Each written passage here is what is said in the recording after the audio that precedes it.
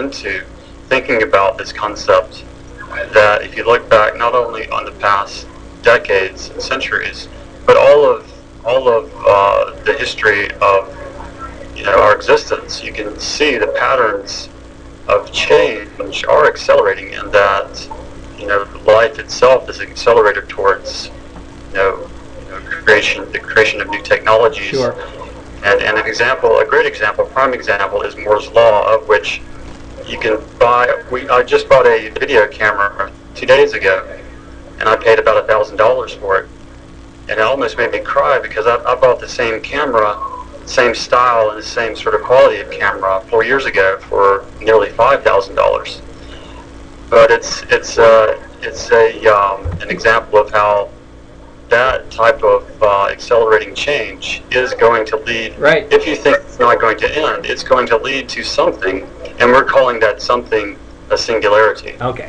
Let me just show people here. I'm going to switch over to my webcam to show the $5,000 camera that you purchased a couple of years ago.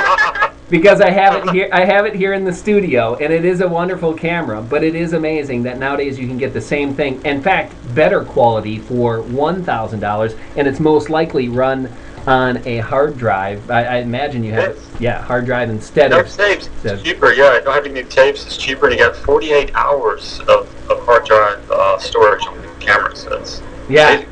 It's wonderful. Yeah. Okay. So you would tell people who are critical of just because obviously Kurzweil has focused on accelerating change, whereas other people focus more, when they talk about singularity, they talk more about artificial intelligence or intelligence explosion. But the Singularity University, I anticipate that it is going to be more all-encompassing of all the different kind of branches of, say, singularity.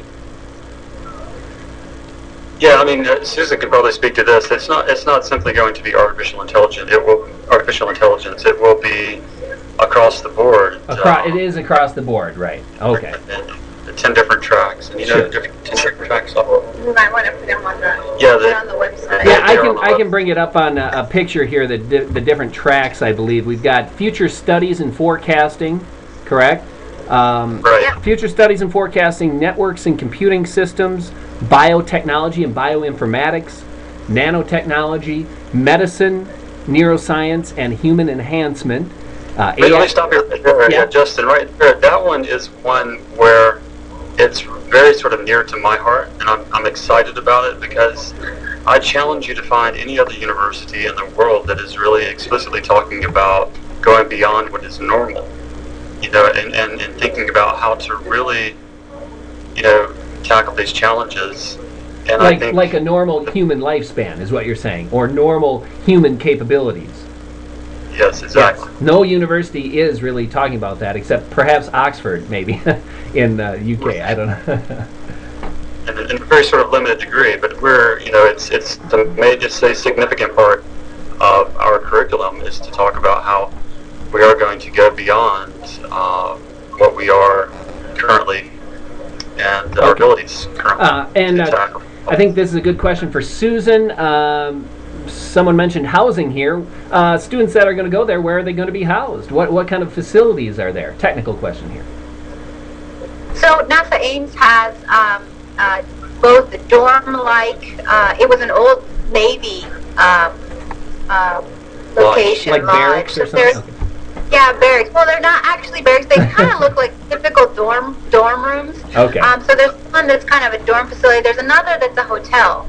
So we are looking right now for this first summer to put our students in what's called one of the hotels or lodges that are like your typical hotel room. And one person per hotel. They're right on the research park, right next to the classes and campus.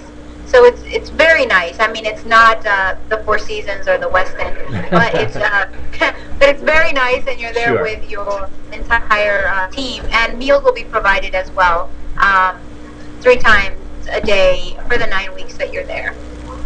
Okay. Another question here from the audience that came in is there are some apparently some journals of like post-scarcity studies. Will there be any tracks in this area addressing the structural unemployment that comes with the natural evolutionary phase of superabundance and accelerating change and artificial intelligence. Obviously, humans are going to be unemployed. It would seem. Is there a track that fits under that realm of thought? Definitely be under the future study and forecasting track. And the first track is, and I would think it would fit in law, policy, and ethics. Also a bit of policy and ethics as well. So. Okay. And that's the beauty of what we're looking at right now is the tracks and the topics are developing. So if there are ideas that are out there, contact us at university and we can.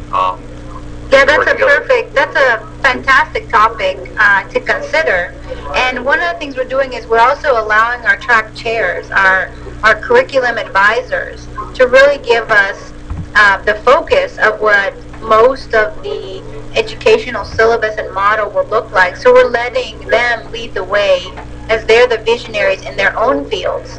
But we do want to keep in mind what the community wants to know and wants to consider and wants this kind of dialogue. So yeah, please send us great comments like this to the website. Yeah. Sure, excellent. Yeah, and I just want to remind people who are tuning in tonight, got a great crowd here. If you have any questions for Bruce or Susan, please ask them. And then someone else asked, will it be every 9 weeks? And I believe I can answer this question. It's a 9-week course once a year to start out?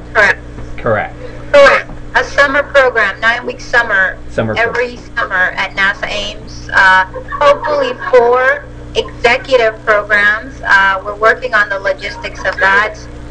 We're modeling a lot of our structure off of the International Space University, which has 20 years of existence, and they, after several years of doing the summer program, moved into a 1-year master's program, and now we'll be launching a PhD level.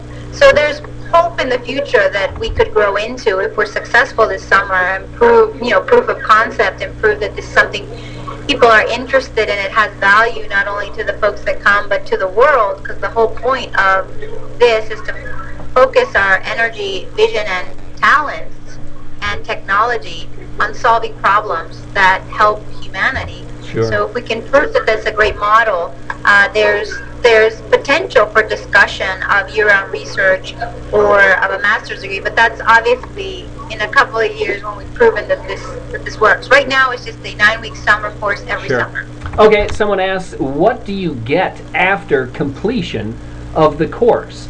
A certification, some sort of degree? What's the deal there?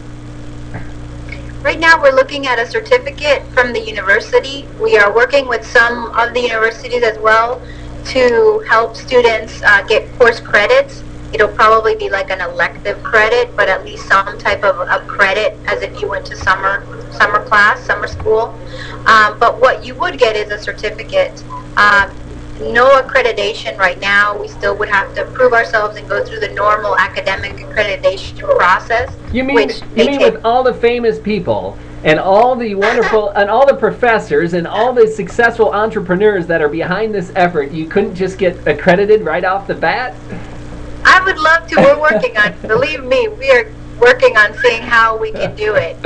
Okay. But you also get a pool of a wonderful network, as you can imagine. Yeah. I looked at your team. Yeah. I looked at some of the people that would be research fellows or advisors, faculty, and I saw Aubrey de Grey, of course, and then Ray Kurzweil as the chancellor, and just a whole big name of who's who when it comes to accelerating change and singularity. So yeah, wonderful group of instructors and advisors that I see has come about so far. Also, another question here, is the Singularity University planning on associating or collaborating directly with any other universities, perhaps in some sort of research manner or curriculum? Nothing specific, but we are working very closely with great faculty from Stanford University, obviously some folks from MIT through Ray. Okay. We've got folks that have come on board offering to help as guest lecturers or to advise on curriculum